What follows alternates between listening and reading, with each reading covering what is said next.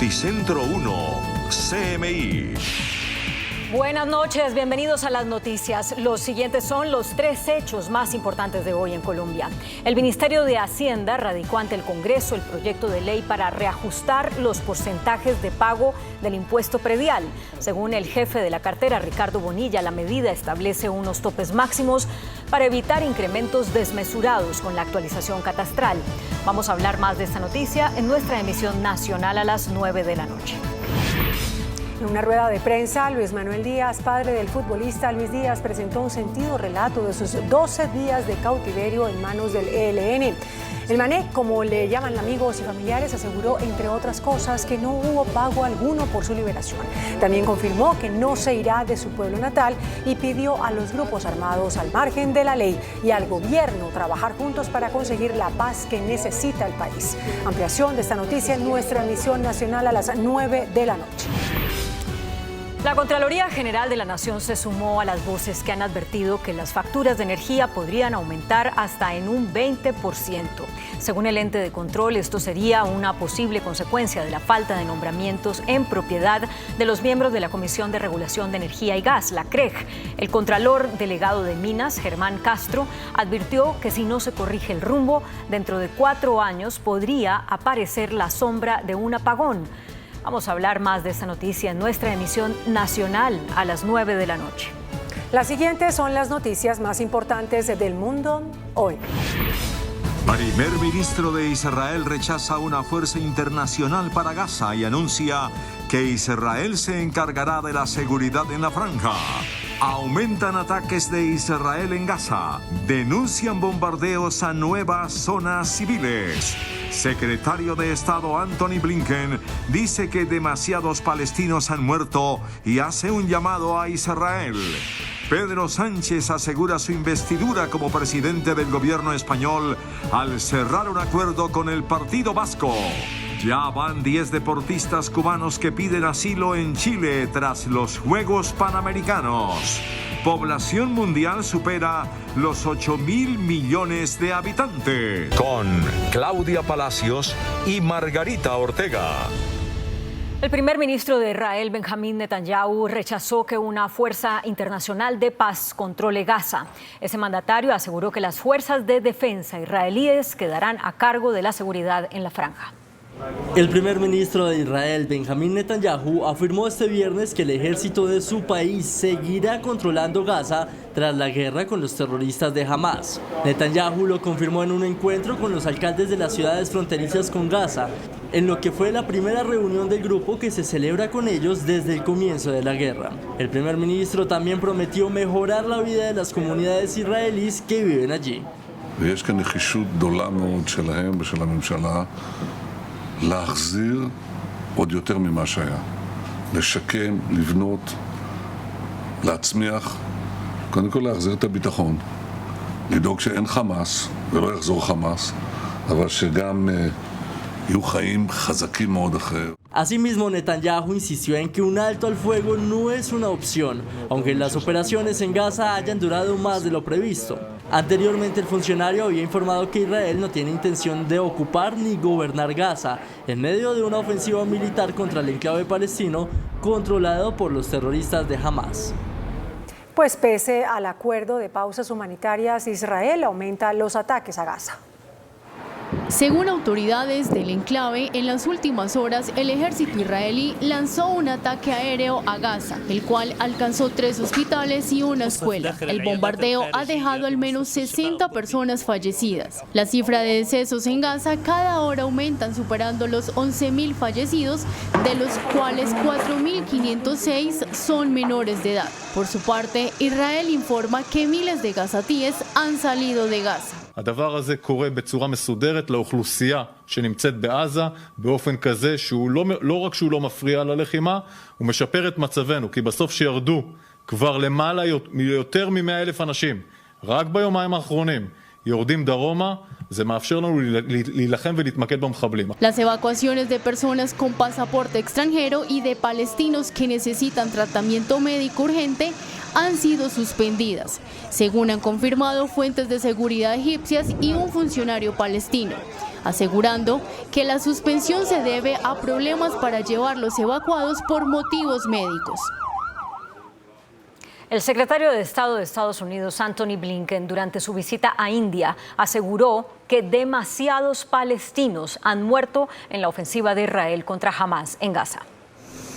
En la visita del secretario de Estado de Estados Unidos, Antony Blinken, a Nueva Delhi para conversar sobre una variedad de temas que incluyen el conflicto entre Israel y Gaza, Asia Occidental y el Indo-Pacífico. En una rueda de prensa, el secretario lamentó lo que sucede en Gaza. Es necesario hacer mucho más para proteger a los civiles y asegurar que les llegue la ayuda humanitaria. Demasiados palestinos han muerto, demasiados han sufrido en estas últimas semanas y queremos hacer todo lo posible para impedir los daños y maximizar la ayuda que les llega. También señaló que Washington podría estar discutiendo con Israel nuevas medidas para avanzar en estos objetivos.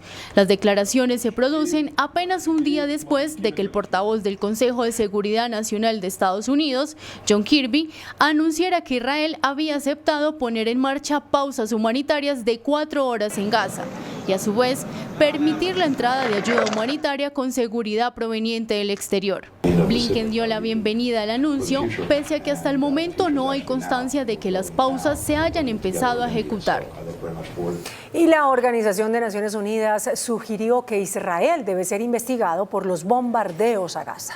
El alto comisionado de Naciones Unidas para los Derechos Humanos dijo que los bombardeos de Israel con armas explosivas de alto impacto contra zonas densamente pobladas de la Franja de Gaza deben ser investigados y ha urgido al Estado judío a poner fin a estos métodos. On average, a child is killed every 10 minutes in Gaza. 1.5 million people have been displaced and are looking for shelter anywhere they can find it, but nowhere and no one is safe. Además, la Organización Mundial de la Salud evacúa a 12 niños con cáncer para que reciban tratamiento en Egipto y reitera que es esencial que se deben llevar a cabo evacuaciones médicas ordenadas y seguras para que los pacientes gravemente heridos reciban atención. Tras dar el apoyo a los separatistas catalanes, el socialista Pedro Sánchez obtuvo el respaldo del Partido Vasco y con ello garantizó su investidura nuevamente como presidente del gobierno español, que será votada en el Parlamento en los próximos días. El primer ministro interino de España, Pedro Sánchez, está más cerca de conseguir otro mandato después de lograr el respaldo del Partido Nacionalista Vasco, PNV, un día después de conseguir el respaldo del partido separatista catalán Junts. El apoyo de Junts y el PNV lleva a Sánchez al límite con una mayoría absoluta en la Cámara Baja de 350 miembros en una votación que tendrá lugar en los próximos días. El acuerdo más complicado fue el alcanzado el jueves con Junts, que incluye la aprobación de una controvertida ley que otorga amnistía a los condenados por el intento de Cataluña de seccionarse de España, una medida que ha desencadenado una semana de multitudinarias manifestaciones en las que en las últimas horas ha dejado varias personas heridas y 24 detenidos. El presidente de Rusia, Vladimir Putin, visitó por sorpresa un cuartel general de operación militar en Ucrania. El mandatario estuvo acompañado por el ministro de Defensa y el jefe del Estado Mayor y comandante de las operaciones militares en territorio ucraniano ocupado tras la invasión. Allí envió un mensaje de fuerza y agradecimiento a los soldados que combaten en la frontera y sentenció que la operación continuará sin tregua. Ya son 10 los deportistas cubanos que solicitaron refugio en Chile tras los Juegos Panamericanos. Estos atletas decidieron no regresar a su país junto a la delegación correspondiente, como estaba previsto al finalizar los Juegos Panamericanos Santiago 2023. Todos recibieron ya su correspondiente visa de residencia temporal y empezaron el proceso de asilo. La Oficina del Censo de Estados Unidos reveló que el planeta superó los 8.000 millones de habitantes. Sin embargo, el informe aclara que aunque el aumento en la esperanza de vida ha compensado una caída en las tasas de nacimiento, se espera que el crecimiento de la población desacelere a largo plazo. La aeronave autopropulsada más grande del mundo empezó sus pruebas de vuelo en Estados Unidos. El cielo de California pronto será el hogar de un nuevo gigante, el dirigible Pathfinder 1, una impresionante aeronave que recientemente recibió la aprobación de la Administración Federal de Aviación para iniciar pruebas de vuelo. Este aerostato de casi 120 metros de longitud tendrá el objetivo de proporcionar ayuda humanitaria, llevar alimentos y suministros a las partes más remotas del mundo más rápido que los barcos y contaminando menos que los aviones. La aeronave utiliza helio estable en lugar de hidrógeno inflamable como gas de elevación, contenido en 13 celdas gigantes de nylon resistente al desgarro y monitoreado continuamente por sistemas láser LIDAR. Hola, muy buenas noches, bienvenidos a Entrevistas Canal 1. Recuerden, este es el horario habitual de Pregunta a Yamit, las entrevistas de nuestro director Yamid Amat. El tema del avalúo catastral, el catastro multipropósito, ha despertado hoy varios titulares de prensa y voces de partidos de oposición al gobierno del presidente Gustavo Petro en el sentido de que se aumentaría el avalúo catastral y, por supuesto, el impuesto predial en cerca de 300%. Para averiguar si esto es cierto o no y cuál es el detalle de lo que busca el Gobierno Nacional con un proyecto que presentaron en la Cámara de Representantes los Ministerios de Hacienda y de Agricultura, nos acompaña una persona que ayudó a elaborar este proyecto, el director del Instituto Geográfico Agustín Codazzi, el doctor Gustavo Adolfo Marulanda. Doctor Marulanda, buenas noches, bienvenido a Entrevistas Canal 1. Muy buenas noches y muchas gracias por la invitación y poder entonces aclarar precisamente todos estos temas del catastro multipropósito y del proyecto de ley que se ha presentado en Comisión Tercera de Cámara. Entonces, comencemos por lo primero. ¿Qué busca ese proyecto que ustedes radicaron este jueves en el Congreso de la República? Este proyecto es un proyecto muy importante porque busca precisamente mitigar los efectos que se han venido presentando producto de la actualización catastral que se viene haciendo en el país. No olvidemos que la actualización catastral tiene que ver precisamente con el cumplimiento de los acuerdos de La Habana y es un compromiso constitucional del Gobierno Nacional. Tenemos que actualizar en este gobierno el 70% de los predios del país con estos procesos de actualización. Lo que buscamos precisamente es que uno de los componentes de esa actualización, usted lo acaba de notar, el avalúo catastral, no impacte significativamente a los bolsillos de los contribuyentes, precisamente producto de estos incrementos que se tienen que dar naturalmente luego de, en promedio, 15 años desde que no se hacen procesos de actualización catastral. Pero, entonces, doctor Marulanda, ¿cómo entender que los partidos de oposición enciendan unas alarmas y digan, pues que esto se les va a aumentar a un colombiano que paga por un predio de 800.000 pesos hasta un 300% y entonces va a pagar un impuesto superior a los 2.400.000? ¿Eso es así? Claro, lo que pasa es que es muy importante, digamos, en este proceso de concertación que vamos a hacer precisamente con todas las bancadas que hay en el Congreso de la República para explicar y hacer toda la socialización sobre el proyecto de ley. Hoy, en este momento ya cursan dos proyectos de ley muy parecidos a este, uno presentado por la bancada de gobierno y otra presentada por el Centro Democrático, que precisamente reconociendo los incrementos que se han venido presentando en el impuesto predial, producto de los procesos de actualización catastral, buscan precisamente lo mismo, mitigar y buscar normas de mitigación. Este proyecto, luego de estudiadas las dos proyectos de ley que también están presentando y cursando en el Congreso en este momento, busca precisamente recoger muy buenas ideas de las que hay allí, pero también hacer más progresivo y mucho más equitativo ese tema de los incrementos en el impuesto predial, precisamente para mitigarlos de una manera más efectiva. Cuando usted utiliza la palabra mitigación, es que el incremento no sea exponencial, que sea gradual, que sea ¿qué? ¿Qué significa esa palabra mitigar? Claro, precisamente es eso. Es que hoy, si sube en la misma proporción el avalúo catastral y el impuesto predial, pues obviamente estamos teniendo incrementos como los que se han venido presentando en los últimos años. No podemos olvidar que muchos de los municipios que han tenido actualización catastral, estamos viendo casos en Cundinamarca, estamos viendo casos en Valle, efectivamente están diciendo que les ha crecido significativamente el impuesto predial. Estamos hablando de incrementos del 1.000, 2.000% en ese incremento y es precisamente porque las normas de mitigación que hay hoy, ya hay unas, ley 44 y ley 1995, pues se nos quedaron cortas, obsoletas y no son de fácil aplicación. Con este proyecto, que es mucho más sencillo y transparente, vamos a poder lograr efectivamente unos incrementos mucho más sensatos para toda la población que se va a ver beneficiada de los procesos de actualización catastral. El proyecto precisamente habla de unas gradualidades de aumentos del 50, del 100 hasta el 150% y hablábamos de lo que dice la oposición del 300%.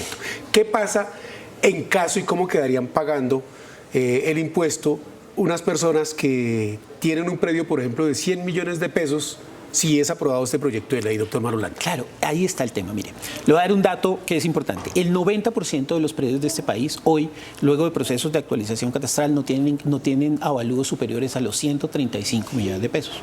Precisamente ahí está el primer rango. Hasta 135 millones salarios mínimos, que más o menos son unos 136, 137 millones de pesos, no va a presentar incrementos superiores al 50% de lo que pagaban el año inmediatamente anterior. ¿Cuánto pagaban el año inmediatamente anterior, para terminar la idea? 28.000 pesos. Quiere decir que el incremento en el impuesto predial, más allá de lo que crezca luego de los procesos de actualización catastral, 15 años sin que se haga estos procesos de actualización catastral, no va a subir más de 14.000 pesos. Es decir, que pasaría de pagar 28.000 a 42.000 pesos. A 42.000 pesos. Sí. O sea, no es cierto en este caso que subiría al 300%. ¿Hay algún caso específico en serio en el que suba 300%? Claro, porque es que el 2% de los predios del país efectivamente están por encima de los 500 salarios mínimos mensuales vigentes, es decir, por encima de los 500 millones de pesos. A esos efectivamente, a esos que les suba todo esto, van a terminar pagando el 300%. Pero si no se da la norma de mitigación, y ahí viene el tema, podrían estar pagando no el 500% adicional frente al año inmediatamente anterior, sino podrían estar pagando el 2.000 o 3.000% si no se hace la norma de mitigación. Es decir, para el 2% efectivamente va a poder crecer más del 300%, el 2%. El resto de los predios del país están mitigados y no van a subir. El 90%, como le digo, no va a crecer más allá del 50% en la relación, en el impuesto predial pagado en el año inmediatamente anterior. Perfectamente entendido, pero esos predios que suponen el 2%, en el componente que representan, están en donde, en las grandes capitales. ¿Qué clase de predios son esos que valen más de 500 millones de pesos y en dónde están? Gran pregunta, porque usted acaba de anotar un tema muy importante. En las grandes capitales. Las grandes capitales no les aplica esta norma, porque esta norma aplica para los municipios en los cuales se va a hacer procesos de actualización catastral. Los municipios que están actualizados, Bogotá, Cali, Medellín, Barranquilla, muchos de los municipios de los departamentos de Antioquia, más de 130 municipios que hoy están actualizados, incluyendo las grandes capitales, este proyecto no les aplica porque, insisto, son para aquellos municipios en donde se hagan procesos de actualización catastral en el marco de esta política pública de catastro multipropósito. Con esta norma vamos a hacer que efectivamente ese gran problema, si se quiere, que se tenía, producto de los incrementos del avalúo catastral y el impacto en su impuesto predial, permitan efectivamente introducir de una manera más efectiva y más fácil la política pública de catastro multipropósito con todos los beneficios adicionales que tienen, obviamente sin sacrificar las finanzas territoriales, que también son muy importantes en esta política. Cuando usted dice que las grandes capitales no van a estar incluidas ahí, porque ese 2% de esos predios están en esas grandes, no estamos refiriendo Bogotá, Medellín, Cali, Barranquilla, Bucaramanga, me imagino. Sí. Y entonces uno podría hacer una pregunta primera es, ¿por qué las grandes capitales no están ahí? ¿Porque ya tienen actualización catastral? ¿Porque ya los consejos municipales lo aprobaron? Porque ya las grandes capitales han hecho procesos de actualización catastral. Hoy, como le digo, más de 130 municipios de los 1.200, de los 1.108 municipios, 1.103 ya están actualizados. Ya están actualizados y ahí están las grandes capitales, porque ellos han venido haciendo procesos de actualización consistentes, de hecho, antes de la implementación de la política pública. No olvidemos que Bogotá, desde el año 2008, viene haciendo procesos de actualización anual, es decir, Bogotá está por fuera de esta norma y Bogotá crecerá como normalmente crece con las dinámicas inmobiliarias. Lo mismo ocurre con Cali, con Medellín, con Barranquilla, Bucaramanga, que usted acaba de notar, Pereira, Armenia, todas estas ciudades ya están actualizadas, es decir, aquí no entran. ¿Dónde está ese 2%? Ese 2% básicamente está en aquellos predios de grandes extensiones de tierra que hoy están, digamos que, pagando y tributando entre el 4 y el 20% en la relación avalúo catastral, avalúo comercial, en donde, claro, cuando se haga procesos de actualización catastral van a tener unos incrementos importantes, significativos, para que efectivamente tributen. Aquí le doy otro dato. Pero, perdón, entonces usted me decía que no pagaban los de más de 500 millones, pero aquí nos estamos trasladando ya a zona rural. No, es que esto es urbano y rural, es decir, a los procesos de actualización catastral. Aquí no se limita a los predios urbanos o rurales. Cuando se hace la actualización catastral, se hace la actualización catastral, bien sea urbana o rural o las dos, normalmente las dos, y digamos que aquí beneficiamos a todos los predios en donde se haga procesos de actualización catastral. Entonces, esto digamos que va a beneficiar a todos los contribuyentes que están en esos municipios en donde se hace actualización catastral. Hay municipios en estas grandes regiones, como estas que les estoy diciendo, en donde en la costa caribe la tasa efectiva de tributación es del 4 por mil.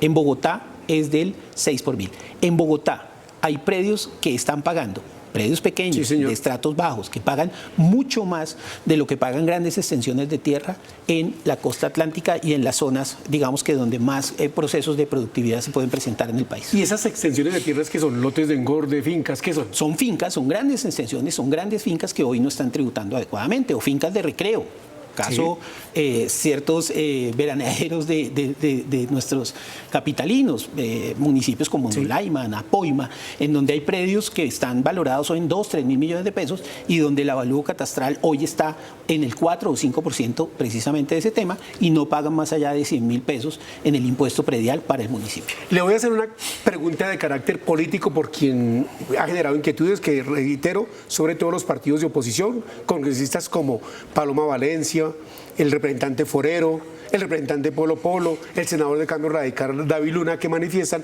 el 300% y el gobierno del cambio va a impactar a las personas que supuestamente se comprometió a beneficiar. De acuerdo con lo que usted manifiesta, eso no es cierto, pero ¿a qué atribuye que ellos digan eso que denuncian? No, yo creo que por eso les digo que hay que hacer una socialización del proyecto. El mismo Centro Democrático está presentando hoy en Senado un proyecto de ley similar a este, beneficiando el tema, entendiendo que en el mismo gobierno, del gobierno pasado, se presentaron incrementos del 1.000 y 2.000% en el impuesto predial, producto de los procesos de actualización catastral, precisamente reconociendo esa condición y beneficiando a toda la población del país. Estamos presentando este proyecto de ley que, por el contrario, efectivamente lo que está buscando es mitigar y ser mucho más equitativo y progresivo en el tema del cobro del impuesto predial, sin sacrificar obviamente las finanzas municipales, pero no que tengan unos crecimientos tan exorbitantes como los que eventualmente se han venido presentando. Doctor Marulanda, usted como director del Instituto Geográfico Agustín Codazzi es el hombre que sabe cuántos predios tiene Colombia. ¿Cómo estamos en ese tema? Hoy tenemos más de 17 millones de predios en el país, pero digamos que el nivel de desactualización nos lleva a decir que estamos por lo menos con 4 millones de predios que hoy no están tributando en el país porque no están en las bases catastrales. Es decir, deberíamos estar del orden de los 21, 22 millones de predios en el país. Eso es parte de lo que tenemos que develar cuando se hagan procesos de actualización catastral. Municipios como los que estamos haciendo, San Carlos, Antioquia, Córdoba, en donde básicamente de una base que tenía de 4.000 predios ya llevamos cerca de 7.000 predios, es decir, más de 3.000 incorporados en las bases catastrales. Cerca de 2.200 predios que están en condición de informalidad y que estamos identificando para que precisamente puedan pasar a la Agencia Nacional de Tierras, a la Unidad de Restitución, para que se puedan hacer procesos efectivos de formalización de la propiedad. No olvidemos que el plan de desarrollo y sobre todo los acuerdos de La Habana nos pusieron 2 metas: 3 millones de hectáreas para hacer redistribución de la tierra y 7 millones de formalización. Parte de lo que hace el catastro multipropósito es identificar precisamente dónde están esos predios informales, los tenedores y los poseedores que hoy están por fuera de la legalidad y que hay que ayudar a que efectivamente entren dentro de esos procesos, no el IGAC, pero sí la Agencia Nacional de Tierras y las autoridades correspondientes de tierras. Volvemos a Entrevistas Canal 1 con el director del Instituto Geográfico Agustín Codazzi, Gustavo Adolfo Marulanda. Usted me hablaba de que hay 17 millones de predios registrados en Colombia. ¿De esos cuántos urbanos y cuántos rurales? No, este país es de predios urbanos, es de las grandes capitales. Allí básicamente está concentrado cerca del 70% de los predios de este país. El resto están en las zonas rurales, grandes extensiones de tierra que hoy no están siendo productivas y que obviamente tienen que ser capturadas dentro del proceso de actualización. Predios que están en la informalidad. Eso es parte de lo que tenemos que hacer en este proceso, porque uno de los objetivos del catastro multipropósito tiene que ver precisamente con los temas de seguridad jurídica. Cuando ustedes utilizan la palabra catastro multipropósito, ¿ese multipropósito qué significa? Chévere. Y es muy importante ese tema. Mire, aquí es importante aclarar que, claro, el país siempre ha venido haciendo catastro, es decir, eso no cambia. Identificamos las condiciones físicas, las condiciones jurídicas y las condiciones económicas de los predios. Es decir, cuando hablamos del componente físico, identificamos dónde está el predio, cuáles son las características de ese predio, cuántos pisos tiene, si es urbano, si es rural, y las características de área, lindero, todo ese tipo de información. Si es una casa lote, si es una casa, si es un apartamento. Exacto, el área que tiene, etcétera. Obviamente para que eso después pase también a la formalidad en el caso de que no es informal y para digamos, ponerla a dialogar de una manera más efectiva con el registro público de la propiedad. El componente jurídico, entonces, identifica matrícula inmobiliaria. Muchos de los predios de este país no están identificados y no cruzan en las bases catastrales y registrales. Un tema bastante grave porque, obviamente, cuando se tiene el tema de la transacción del predio, pues empieza el ciudadano propietario a tener grandes dificultades. O la idea es pasarlo, entonces, como le digo, a la formalidad. Y el componente jurídico, económico, que es el tema del avalúo catastral. El avalúo catastral no es otra cosa que un porcentaje del valor comercial del inmueble.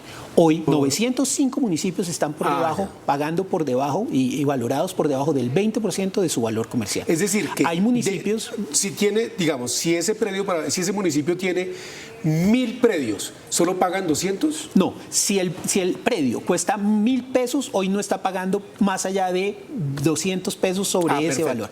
Ese es el tema. No es el tema de evasión del pago del impuesto predial. Digamos que hay un poquito como de ilusión, básicamente, porque efectivamente no están valorados en las dimensiones que deberían estar. Es decir, están muy por debajo de la relación avalúo catastral. La norma hoy pide que por lo menos paguen y tributen por el 60% de la relación avalúo catastral a avalúo comercial. Es decir, hoy están con un rezago de más del 40% en algunos casos. Hay municipios, cerca de 50 municipios, en donde la relación avalúo catastral a avalúo comercial es solo del 4%. Es decir, de 100 pesos solo pagan 4 pesos de impuesto predial. Entonces es un poco transparentar ese tema. Claro, cuando usted hace procesos de actualización y lo pasa de 4 pesos a 60 pesos, pues hay un incremento significativo. Si no mitigamos, pues obviamente se presentan todos estos conflictos que hoy se están presentando y los ciudadanos quejándose con toda razón, porque se les ha pegado ese incremento tan grande. ¿Qué ha venido pasando en el país? Como el avalúo catastral no se ha venido actualizando, los municipios que hacen suben las tarifas hasta los topes máximos para poder recaudar de una manera más efectiva.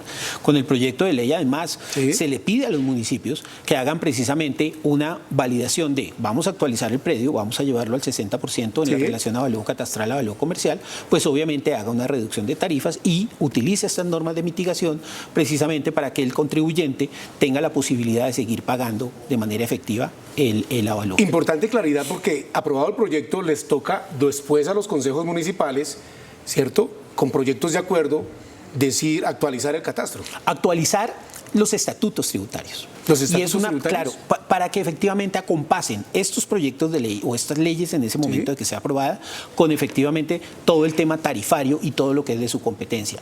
Cómo cobran en temas de estratos, en temas de avalúos y de valores, no sé qué, frente a las tarifas efectivas que cobran. Insisto, como hoy ha venido cursando, es el tema de subir las tasas para poder compensar el recaudo. Entonces tienen que bajar un poco las tasas, moderar un poco ese tema, porque el ingreso van a obtenerlo también a partir del incremento del avalúo catastral, que es lo que se va a hacer con los procesos de actualización, y entonces hay que acompasar de manera efectiva los estatutos tributarios. Los estatutos tributarios tienen que ser modernizados también en los municipios. Allí también tenemos otra tarea que venimos trabajando, que vamos a trabajar con Ministerio de Hacienda, Departamento Nacional de Planeación. Ustedes seguramente han oído al director del Departamento Nacional de Planeación ese tema y cómo hay que ayudar a los procesos de descentralización, y esto es parte de ese apoyo a los procesos de descentralización que viene, digamos que también profundizando este país. Este proyecto es implícito la reforma tributaria regional de la que habla el gobierno Petro. No, por el contrario, mide y mitiga, insisto en la mitigación, que es una palabra clave dentro de este proceso, para que efectivamente el contribuyente no se vea afectado por los procesos de actualización catastral. Usted nombró Planeación Nacional, la entidad en la que trabajó en sus más de 30 años de actividad pública, doctor Marulanda, y el director de Planeación Nacional habló de la eliminación de los estratos para que la gente pague dependiendo los ingresos que tiene por hogar. ¿Y este proyecto no riñe con eso? Digamos, hay personas que viven en un estrato alto y no tienen a veces ni para pagar los impuestos o los servicios. Y hay personas que viven en lo que hoy se denomina un estrato bajo, en la Candelaria, que hay estrato 2, 1, no recuerdo, aquí en Bogotá, con unas mansiones gigantescas y pagan mucho menos y tienen mayor capacidad económica. ¿Este proyecto no riñe con eso? No, para nada, porque el proyecto, insisto, tiene que ver con normas de tipo tributario predial. ¿sí?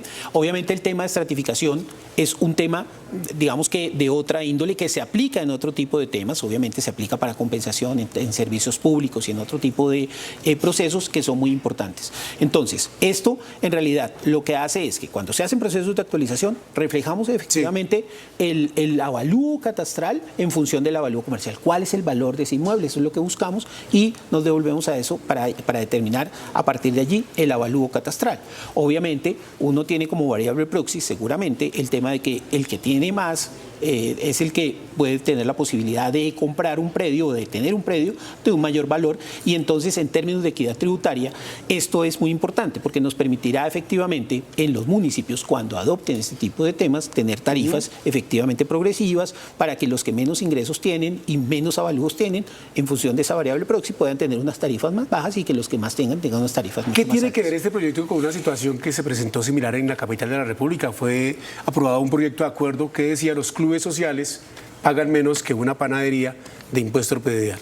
Eso son competencias de los distritos y de los consejos municipales. Pero pasaba. Que son los que adoptan este tipo de normas. Allí es, digamos, poca la injerencia que tiene el gobierno nacional, porque eso está dentro de la autonomía tributaria, dentro del modelo de descentralización constitucional, en donde ellos tienen ese tipo de autonomía para definir en función de sus estatutos tributarios cómo pueden tributar los diferentes predios de su ciudad. Lo importante en el catastro es tener identificados cuáles son clubes sociales para poder aplicar las medidas que a bien tenga el Consejo y la Administración, en este caso distrital. ¿Y hay muchos camuflados? Pues es parte de que en realidad hay muchos que ni siquiera están identificados. Insisto, llevamos más de 15 años en promedio en que no se hacen procesos de actualización en este país. Es que este país es muy diferente a lo que pasa en Bogotá, en Cali y en Medellín, donde hay procesos de actualización. Está perfectamente claro el tema. Bogotá, por ejemplo, en su momento, cuando era director del Catastro de Bogotá, capturaba cerca de 8 millones de metros cuadrados nuevos de construcción. 8 millones. Eso es una área significativa, y de eso más de 5 millones de metros cuadrados eran formales, el resto informal.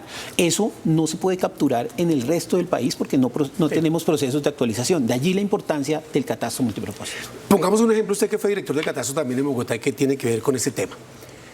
En la localidad de San Cristóbal Sur, hacia el barrio Juan Rey, abajo los Libertadores, Altamira, La Y, todo eso. Sí. Ahí comenzó a construirse por lote, y la gente en Colombia, que no hay una construcción uniforme, construye el destajo.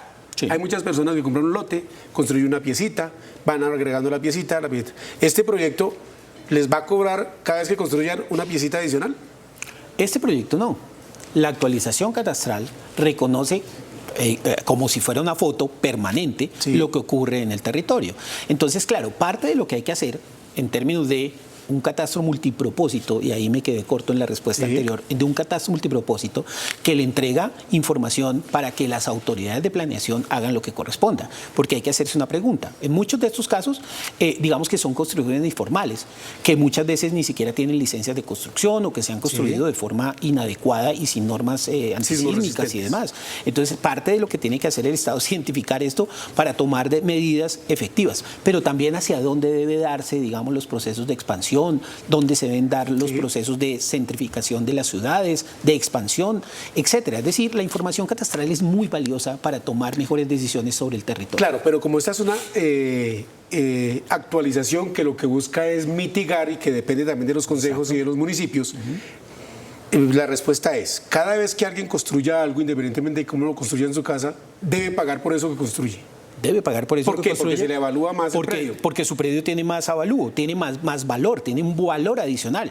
Obviamente, lo que debería corresponder, y es parte de lo que hay que trabajar en la sensibilización al propietario, es que a futuro todos seamos conscientes de la responsabilidad que tenemos. La responsabilidad no es solo del Estado, que hay que hacerla, y hay una medida muy importante para tratar de mantener de manera sostenible la actualización catastral una vez se haga este tipo de procesos.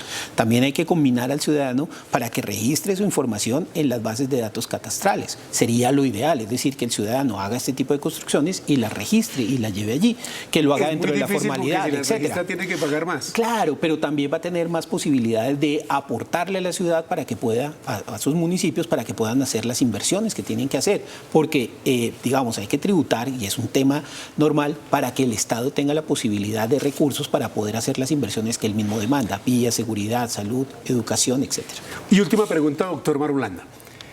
Ya hicieron el cálculo de aprobado esto con la actualización del 70% que demandan los acuerdos y que es un mandato legal, constitucional y legal. ¿Cuánto será el recaudo si se lograra hacer eso de los catastros en Colombia? Porque lo que se busca es platica, eso es lo que busca el gobierno. Pero no solo platica, insisto. El catastro multipropósito va más allá de lo fiscal. El catastro multipropósito va a tener información. No tiene espíritu confiscatorio. No tiene espíritu confiscatorio. El tema tributario, claro, es una medida importante porque el catastro también tiene un elemento fiscal, pero hay que verlo más desde las otras medidas. Precisamente esta norma de mitigación lo que busca es que el resto de las medidas que tiene el catastro con enfoque multipropósito, de aportar a la seguridad jurídica, de aportar al desarrollo territorial, de aportar con información para una mejor toma de decisiones en los diferentes niveles, para que el ciudadano esté mejor informado, para que el ciudadano sepa efectivamente si va a comprar un predio formal, un predio informal, si ese predio tiene licencia de construcción, tenga más transparencia en los mercados de tierras en el país, sepa efectivamente cuál es la capacidad productiva que tiene o no ese suelo que él va a comprar, si allí puede sembrar papas, si allí puede sembrar más eficientemente arroz, yuca, etcétera. Es decir, este tipo de temas, si no mitigamos esto, estamos sacrificando precisamente lo otro. Por eso es tan importante como lo tributario, lo otro. Por eso hay que buscar el equilibrio adecuado con normas de mitigación que permitan hacer que el impuesto, que el avalúo catastral y que toda la información catastral tenga un beneficio mucho más alto para los contribuyentes y para los ciudadanos. Él es Gustavo Adolfo Marulanda, el director del Instituto Geográfico Agustín Codazzi, despejando las incógnitas sobre el proyecto de ley de avalúo catastral, de catastro multipropósito que radicó el Gobierno Nacional en la Cámara de Representantes. A ustedes, televidentes, muchas gracias por la sintonía y continúen, por favor, aquí con las noticias en Noticentro 1 CMI. Buenas noches. Noticentro 1 CMI. Gobierno radica proyecto que reajustará el impuesto predial.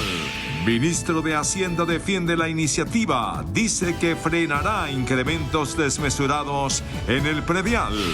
Octubre, el peor mes del año para las ventas, revela Fenalco. Conmovedor relato del padre de Luis Díaz sobre su secuestro. Pide un gran esfuerzo para lograr la paz. Comandante de las fuerzas militares niega pago por liberación de padre de Luis Díaz. No hay acuerdo para poner fin al secuestro, dice primer comandante del ELN. Jefe de diálogos con el ELN responde: García no es el interlocutor del ELN. Secuestran joven universitaria en la región del Catatumbo. Matrícula cero para escuelas de formación de fuerzas militares, anuncia el gobierno. Presidente denuncia que disidencias pagaron a militares para entrar al cañón del Micay. Contraloría advierte sobre alzas hasta del 15% en tarifas de energía en la costa.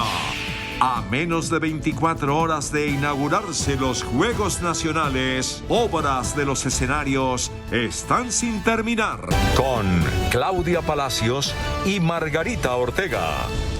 Iniciamos nuestra segunda hora de noticias. El gobierno radicó ante el Congreso un proyecto de ley para reajustar el impuesto predial en donde aún no ha sido actualizado. Constructores reaccionaron diciendo que si el proyecto se aprueba podría aumentar este impuesto hasta en un 300%. El ministro de Hacienda, Ricardo Bonilla, aseguró que el proyecto evitará aumentos exagerados. Este viernes el Gobierno Nacional radicó ante el Congreso de la República un proyecto de ley que ajusta los porcentajes del impuesto predial en el país.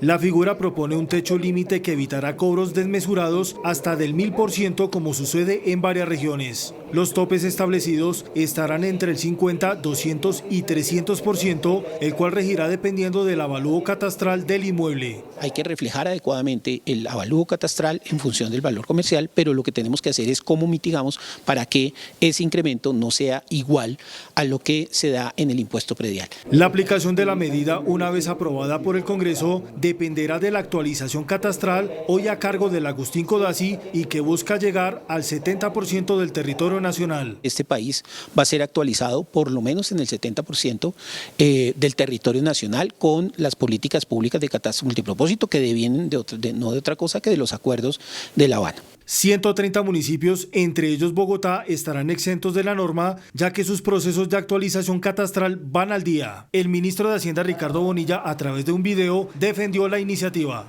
El proyecto que estamos radicando tiene los avalúos más claros y permite que todos los consejos municipales y las alcaldías organicen el pago del impuesto predial una vez entre en vigencia el avalúo catastral. Camacol solo se pronunció a través de un comunicado cuestionando la medida al señalar que agudizará la crisis del sector.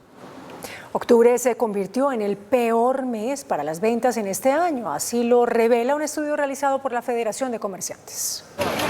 De acuerdo con la bitácora económica de FENALCO, el 84% del comercio organizado reportó una disminución en las ventas durante el mes de octubre, siendo el peor mes del año. Las expectativas también son negativas, ya que el 76% del sector considera que la situación será igual o peor. Las tasas de interés y la falta de un plan de reactivación, los motivos principales. Se empieza a ver el efecto de la reforma tributaria, la gente tiene menos plata en el bolsillo para consumir.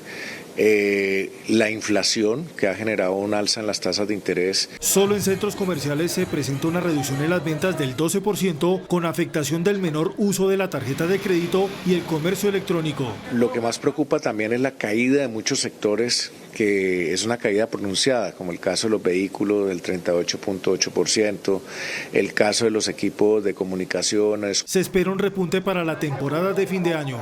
El señor Luis Manuel Díaz, padre del futbolista Luis Díaz, reveló hoy en rueda de prensa detalles de las extensas jornadas de caminatas durante el secuestro a manos del ELN. Dijo también que no se pagó por su liberación, que no se irá del país y pidió a los violentos y al gobierno trabajar por la paz de Colombia. Después de 24 horas de ser liberado, el padre del futbolista relató cómo fueron los días de secuestro. Mucha cabalgata. Bastante dura, muchas montañas, bastante lluvia, demasiada plaga.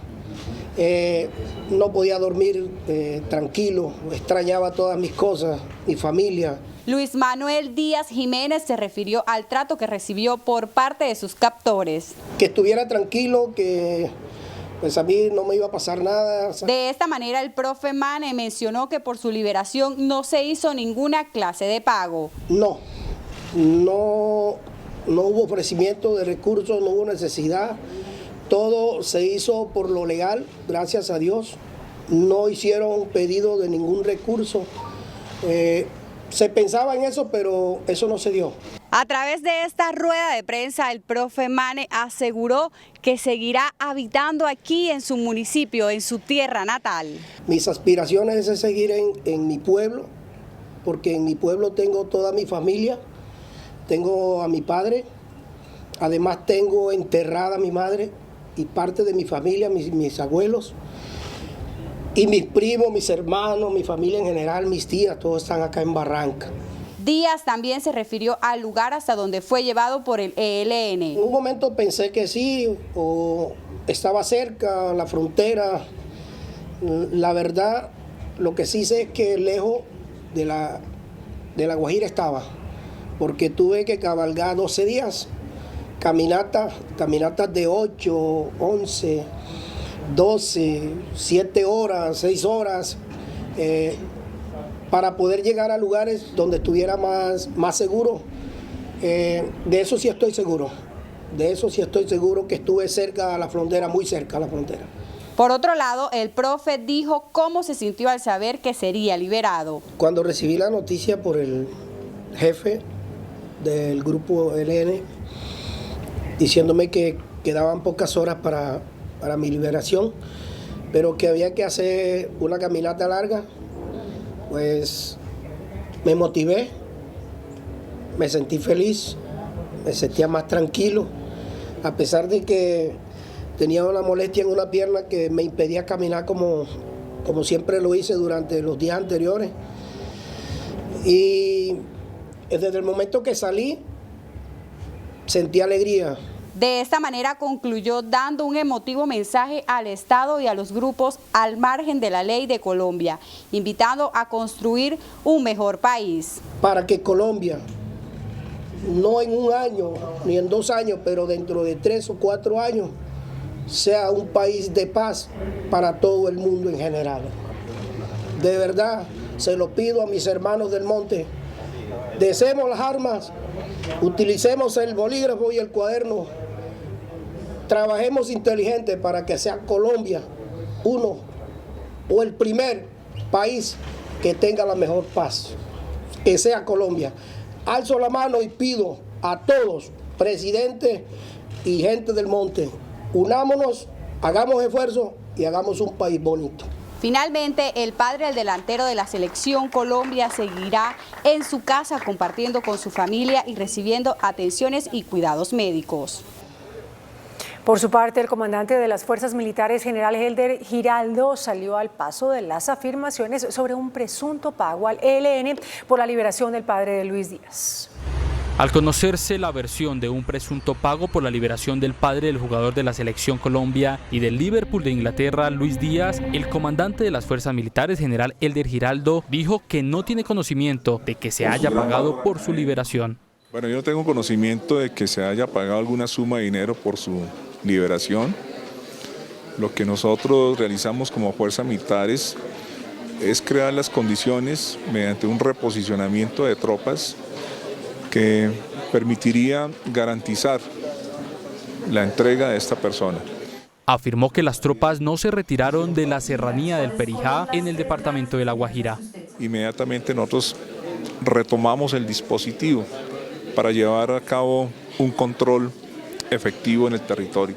Las declaraciones se dieron en medio del lanzamiento del libro donde se cuenta la historia del rescate de los hermanitos Mucutubí. Y el primer comandante del ELN, Antonio García, respondió al pedido que hizo la delegación del gobierno en la mesa de diálogos con esa agrupación respecto a cesar el secuestro y a liberar a todas las personas privadas de la libertad. García dijo que el ELN no acepta imposiciones ni chantajes y advirtió que no hay un acuerdo para poner fin a lo que esa guerrilla llama retenciones. El quinto ciclo de diálogos entre el gobierno y el ELN promete ser candente y una medición de fuerzas entre las partes. El gobierno buscará llevar al ELN a firmar un compromiso para poner fin al secuestro y entregar a todos los secuestrados en su poder. El ELN, por su parte, insistirá en una financiación para dejar de cometer actos criminales. En su primera respuesta tras la liberación del padre de Luis Díaz, el primer comandante de esta guerrilla se fue lanza en riste y trinó. ¿Y el gobierno cómo va a responder por las violaciones de cese el fuego? ¿Se seguirán haciendo los locos? El ELN no aceptará imposiciones ni chantajes. Que no se hagan ilusiones. El ELN respetará lo acordado.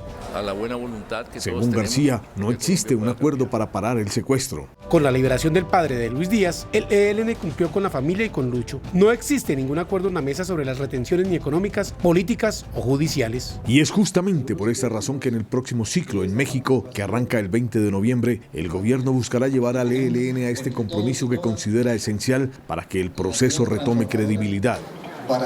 El ELN insistirá en que es necesaria una financiación. Queda pendiente buscar en la mesa una solución concreta y real para financiar el cese. Esto lo tiene claro la delegación del gobierno. Por eso se estaba buscando una forma de financiación de cese del fuego. Las cartas están sobre la mesa y el pulso apenas empieza. Para el gobierno es imposible una financiación mientras la guerrilla permanezca armada. Y para el ELN, estas exigencias son una modificación de lo acordado hasta ahora. Por su parte, Oti Patiño, jefe de la Delegación de Paz del Gobierno con el ELN, respondió a las afirmaciones del comandante de esta guerrilla, Antonio García.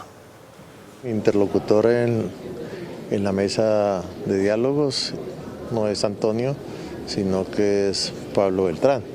De tal manera que pues entrar en una controversia con él me parece un poquito inútil. Con esta declaración, el jefe de la Delegación de Paz del Gobierno desvirtuó los ataques de Antonio García, comandante del ELN. Oti Patiño insistió en la necesidad de abordar el secuestro como tema prioritario en el quinto ciclo de diálogo.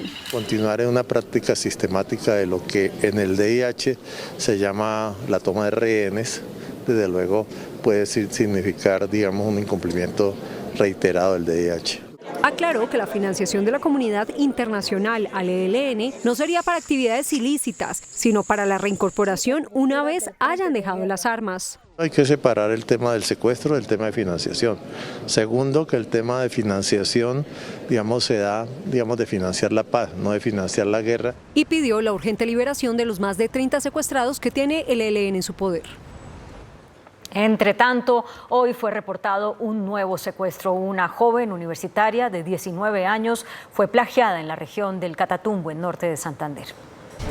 Se trata de la joven universitaria Silvia Juliana Carvajal, de 19 años de edad, secuestrada por 5 sujetos en la vía Cúcuta-Ocaña, quien había salido de esa ciudad a pasar el fin de semana con su familia en el municipio de Teorama. Este hecho se presenta en el momento en que la joven se desplazaba hacia el municipio de Sardinata, cuando hombres armados la abordan y obligan a ascender su vehículo y se la llevan con rumbos desconocidos. Ante este nuevo secuestro en la región, los comerciantes dicen que están en manos de la delincuencia y hacen un nuevo llamado al gobierno nacional para que fije su atención en esta zona, donde ya son 34 personas secuestradas en lo que va corrido de este año. Estamos a la deriva de todo lo que está pasando, no solamente aquí en Ocaña, sino en toda la región, en todo el país. La joven estudiante de bacteriología se movilizaba en un vehículo Spark Gris junto a 2 amigos por la vía que conduce al municipio de Ocaña.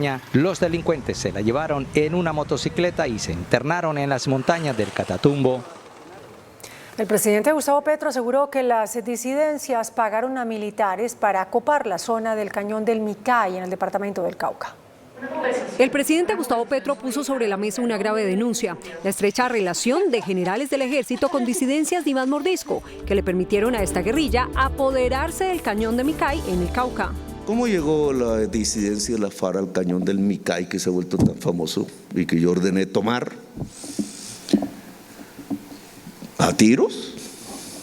Pagaron y el ejército que estaba ahí retrocedió y ellos entraron en el gobierno pasado. El ministro de Defensa del gobierno Duque, Diego Molano, respondió a las acusaciones. Está poniendo un espejo retrovisor especialmente para distraer la atención de la falta de respaldo que él ha dado a la fuerza pública y donde se ha venido debilitando la operación de la fuerza pública. En el mismo sentido se pronunció el general en retiro Eduardo Zapateiro, quien fue el comandante del ejército. Valen más los hechos que 1000 palabras. Durante el gobierno anterior fueron contundentes las acciones para controlar el orden público.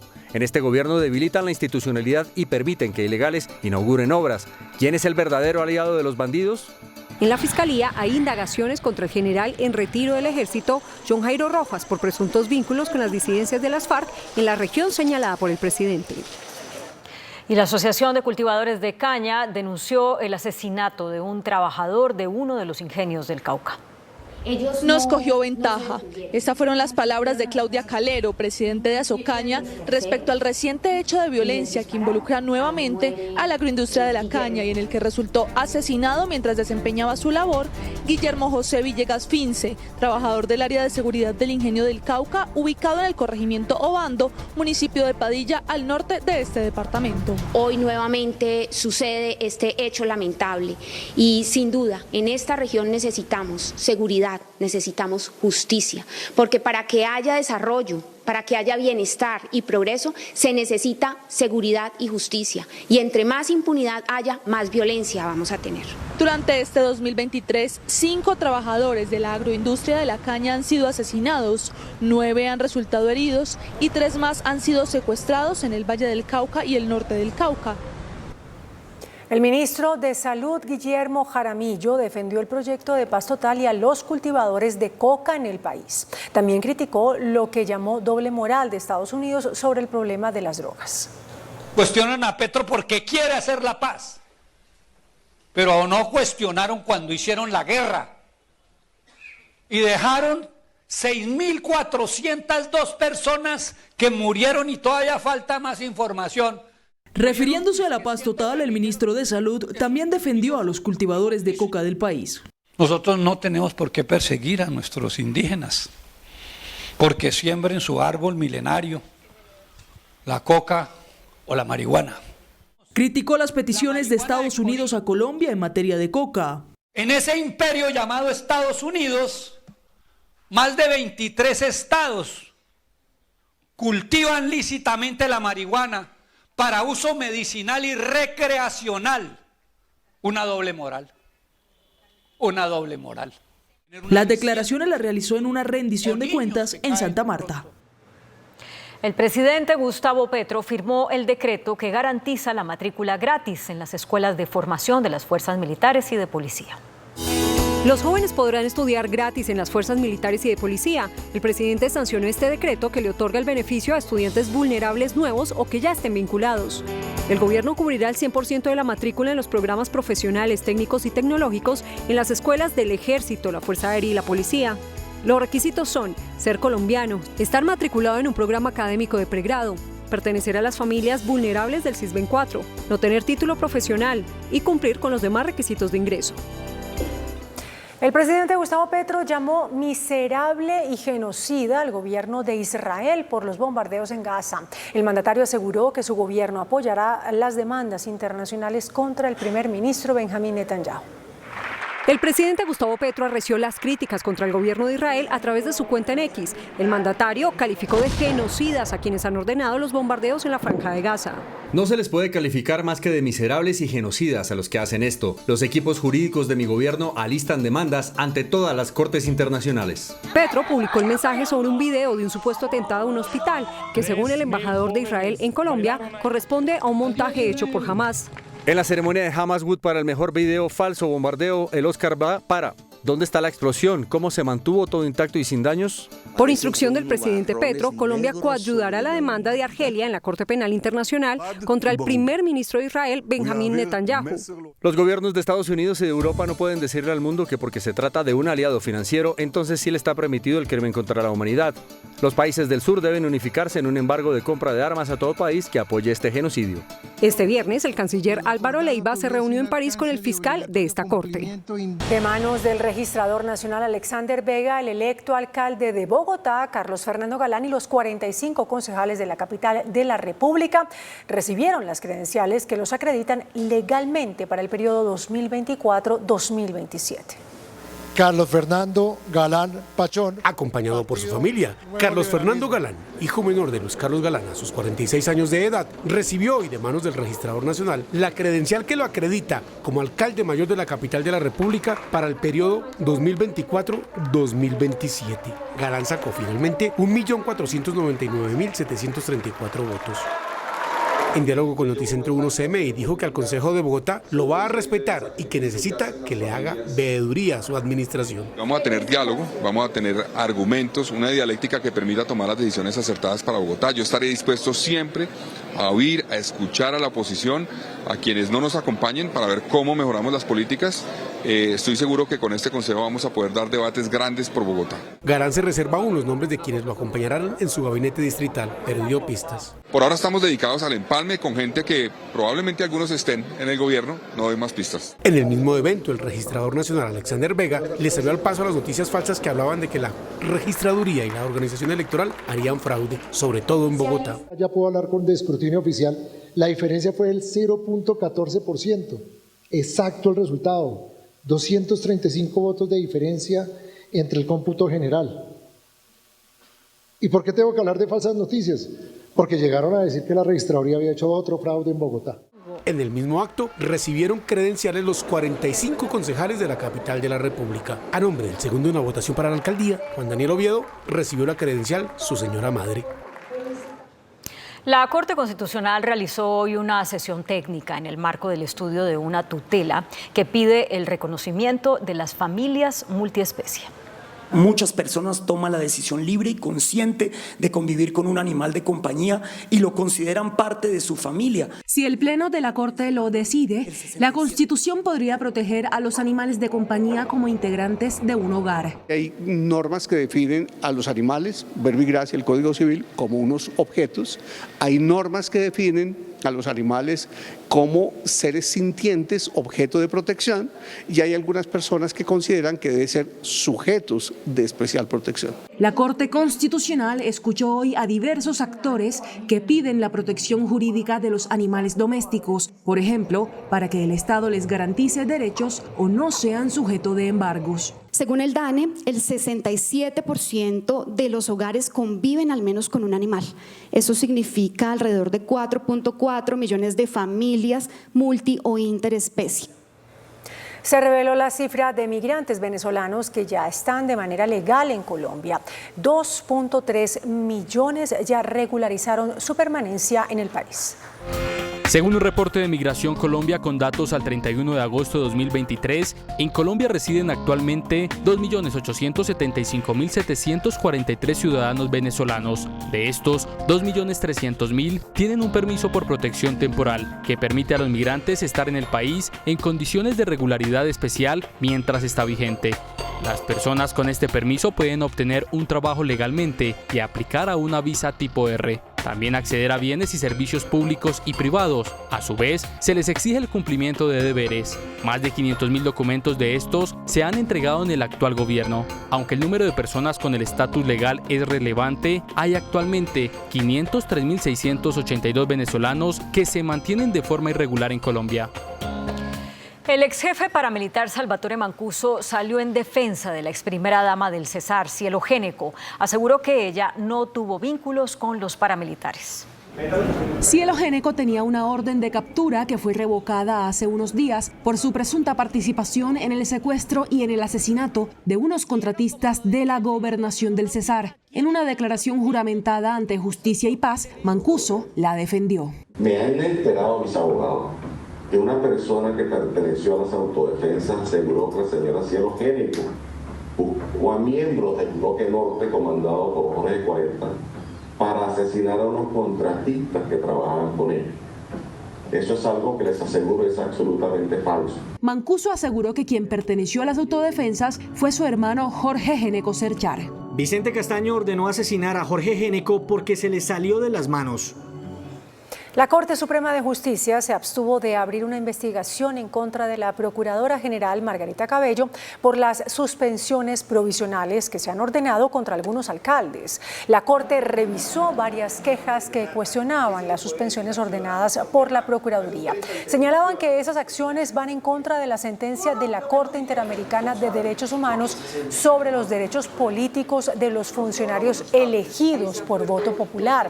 La Corte consideró que no hubo irregularidad en la actuación de la Procuradora. Y la Procuraduría General envió un concepto al Consejo de Estado en el que pidió que no remuevan de su cargo al Contralor encargado, Carlos Mario Zuluaga. El Consejo de Estado estudia varias demandas en contra del acto administrativo con el que quedó en encargo Zuluaga luego de la salida de Carlos Hernán Rodríguez de esa posición. Aunque la Procuraduría pide tumbar el acto administrativo, advierte que ello no debe implicar la salida del Contralor Zuluaga. Una banda delincuencial en el sur de Bogotá facturaba cerca de 500 millones de pesos mensuales vendiendo el agua que obtenían de manera ilegal en Ciudad Bolívar.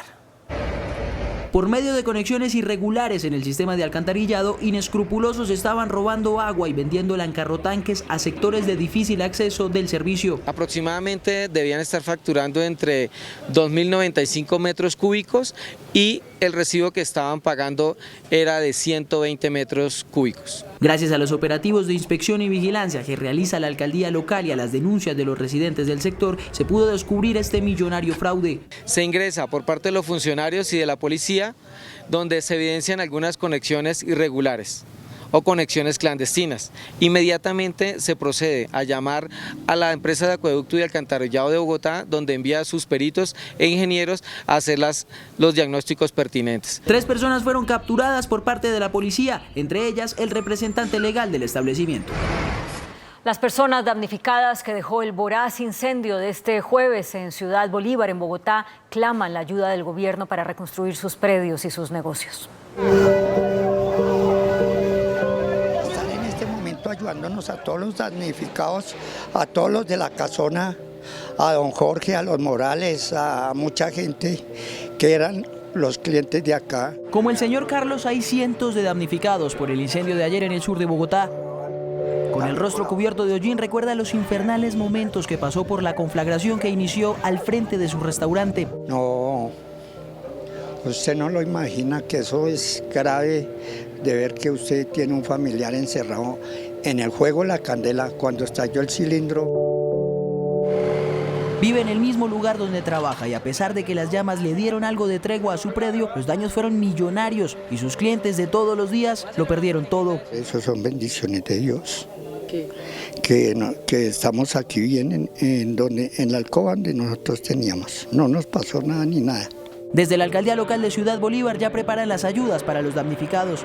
Y ya con desarrollo económico, revisar entonces los temas desde impulso local, alguno de los proyectos que apoya a comerciantes o a microempresarios, y hasta con Hábitat revisar un tema de pronto de subsidios de vivienda a los que puedan de pronto en algún momento acceder. Decenas de locales que durante años comercializaban con llantas quedaron así. Nicolás Romero, Noticentro 1 CMI. Servicio Noticentro 1 CMI. ¿Cómo reclamar la garantía de un servicio o producto? En la página web de la Superintendencia de Industria y Comercio, usted puede encontrar un modelo de demanda que puede resultarle útil. No olvide que se trata de un proceso judicial y que por eso va a tener que asistir a una audiencia. En esa audiencia se va a resolver su conflicto. Además, esta demanda puede tramitarse de manera muy sencilla, pues no requiere abogado a menos que el bien o servicio del cual se pide la garantía supere la suma de 46 millones de pesos. Estas audiencias pueden hacerse de manera virtual y eso también es muy importante para hacer efectivo su derecho como consumidor. Israel arreció los ataques en Gaza. El secretario de Estado de Estados Unidos dijo que han muerto demasiados palestinos por esos ataques. Y de otra parte, el planeta superó los 8.000 millones de habitantes. Noticias del mundo en Noticentro 1 CMI. Israel intensifica los ataques a la Franja de Gaza. El ejército del país reportó el lanzamiento de varios bombardeos aéreos, los cuales alcanzaron 3 hospitales y un centro educativo. Estos bombardeos dejan al menos 60 personas muertas. El secretario de Estado de Estados Unidos, Antony Blinken, dijo que las acciones de Israel contra Hamas han dejado cientos de palestinos civiles muertos y heridos, y rechazó estos actos dejando claro que el país norteamericano está haciendo todo lo posible para evitar daños y aumentar la ayuda humanitaria. La Oficina del Censo de Estados Unidos estima que el planeta ha superado los 8.000 millones de habitantes. El informe también menciona que el aumento de la esperanza de vida ha compensado el descenso de los nacimientos y que el crecimiento de la población global continúa la tendencia de desaceleración a largo plazo. La Contraloría General alertó por un alza de hasta el 20% en las tarifas de energía en la costa atlántica. La noticia económica del día. Efectivamente, las tarifas de energía, al no tener un control tarifario, pues efectivamente se están disparando de una forma que puede ser del 20% mensual en este momento. En un video difundido por la Oficina de Prensa de la Contraloría, el organismo advierte su profunda preocupación por la falta de una institución robusta que tome determinaciones sobre la seguridad energética del país. La CREG hoy no cuenta con los 6 expertos de dedicación exclusiva de los que habla la ley. Como no tenemos forma de hacer subastas de energía para el futuro, en unos 4 años podríamos estar viendo consecuencias muy delicadas, ya que la energía que no se programa producir hoy no la vamos a tener dentro de 5 años y eso sí nos puede llevar verdaderamente a un apagón.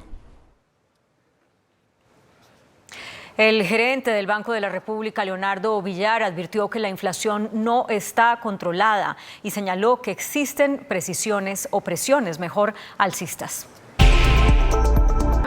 El Banco de la República mantiene su gran preocupación por las presiones inflacionarias hacia el cierre del año. Si bien se estima que el costo de vida termine por debajo del 10%, los impactos del fenómeno del Niño podrían afectar los precios de algunos productos básicos de la canasta familiar. Se suma el incremento en el precio de la gasolina y ahora el alza en las tarifas de energía. De la inflación dependerá una baja en las tasas de interés. A pesar de la corrección reciente en la inflación de alimentos, que ciertamente ha venido bajando, sus precios relativos se encuentran todavía en niveles extraordinariamente altos y no han empezado a reducirse. El gerente del emisor reconoció que las altas tasas de interés son una medida dolorosa pero necesaria. Ese ajuste sea muy costoso y muy doloroso para esos sectores en particular. El pronunciamiento lo hizo durante el Congreso de Asofiduciarias. Camacol, el gremio de la construcción, presentó un preocupante panorama sobre el déficit de vivienda. En un foro en la Universidad Externado, Camacol reveló que en los últimos 2 años el número de familias sin vivienda propia pasó de 1.263.000 a 1.268.000. 30% de la población de los 17 millones de hogares en Colombia viven o sufren alguna condición de déficit. En las zonas urbanas faltan 457.000 viviendas, pero en las rurales la cifra asciende a 811.000. Aquí al 2030, el país va a requerir 3.100.000 viviendas adicionales, de las cuales 2.200.000 deben ser de interés social. Según las cuentas de Camacol, de los 5.9 billones de pesos presupuestados para todo el sector vivienda, 1,6 billones estarán destinados a subsidios. Juan Armando Rojas, Noticentro 1, CMI. Las EPS respondieron al informe de la Superintendencia de Salud sobre incumplimiento en las reservas que por ley deben mantener las entidades prestadoras de salud. A través de un comunicado, las EPS respondieron al informe de la Superintendencia de Salud sobre reservas técnicas. Aseguran que la falta de recursos que proporciona el Estado en el sistema afecta esas reservas. La insuficiencia de la prima y la inoportunidad e insuficiencia de los pagos de la nación de las deudas no PBS imposibilita el adecuado respaldo de la reserva técnica. Aclararon que no comparten los cuestionamientos del superintendente a su trabajo como gestoras. En la actualidad, el patrimonio agregado de las EPS es de menos 2,7 billones de pesos y las pérdidas acumuladas alcanzan los 5,6 billones de pesos. Esto a pesar de los enormes esfuerzos de capitalización por 1,5 billones de pesos que han hecho los accionistas de las compañías durante los últimos 5 años. Invitaron al Ministerio de Salud y a la Superintendencia a una mesa técnica para buscar soluciones a lo que ellos llaman el desfinanciamiento del sector. El índice de capitalización de la bolsa, que mide el comportamiento de las 25 principales acciones, cerró a la baja. El índice selectivo MSCI Colcap de la Bolsa de Valores de Colombia bajó 0,14% a 1.102 puntos. La acción preferencial de Cementos Argos fue la que más subió, con una valorización de 3,11% a 3.650 pesos. La acción de Canacol Energy fue la que más bajó, con una pérdida de 3,37% a 19.500 pesos. La acción más negociada de la jornada fue la de Ecopetrol, al movilizar más de 6.000 millones de pesos, con una variación estable a 2.350 pesos. Y el dólar cerró a la baja. Indicadores económicos en Noticentro 1, CMI. La tasa representativa del mercado que regirá hasta el próximo martes será de 4.037 pesos con 19 centavos. Los profesionales del cambio compran la divisa en promedio en 3.970 pesos y la venden en 4.030 pesos. Un euro cuesta 4.316 pesos con 90 centavos. La libra de café en Nueva York se cotizó a $1.74. El azúcar se transó en 27,33 centavos de dólar la libra. El barril de petróleo WTI se cotizó en $77.27. La referencia Brent para Colombia se cotizó en $81.56. Una acción de Ecopetrol cuesta 2.350 pesos.